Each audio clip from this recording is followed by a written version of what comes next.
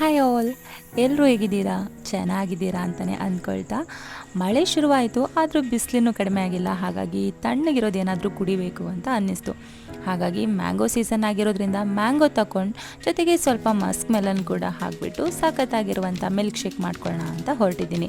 ಇಲ್ಲಿ ನಾನು Musk melon ತೊಗೊಂಡ್ಬಿಟ್ಟು seeds ಎಲ್ಲ ತೆಗೆದು ಪೀಲ್ ಆಫ್ ಮಾಡಿ ಪಲ್ಪ್ನ ಮಾತ್ರ ತೊಗೊಂಡಿದ್ದೀನಿ. ಜೊತೆಗೆ ಮ್ಯಾಂಗೋ ಕೂಡ ತೊಗೊಂಡು ಅದರದ್ದು ಸಿಪ್ಪೆ ಎಲ್ಲ ತೆಗೆದು ಪಲ್ಪ್ನ ಮಾತ್ರ ತೊಗೊಂಡಿದ್ದೀನಿ.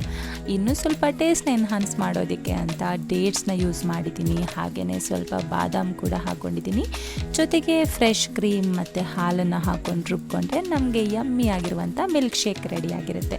ಬಟ್ ಅಂತ ಏನು ಮಾಡಬೇಕು, ಏನು ಕುಡಿಬೇಕು ಅಂತ ಗೊತ್ತಾಗದೇ ಇದ್ದಾಗ ಈ ಥರ ಒಂದು ಯಮ್ಮಿ ಆಗಿರೋ ಮಿಲ್ಕ್ ಶೇಕ್ ಮಾಡ್ಕೊಂಡು ಖಂಡಿತ ಕುಡಿಬೋದು.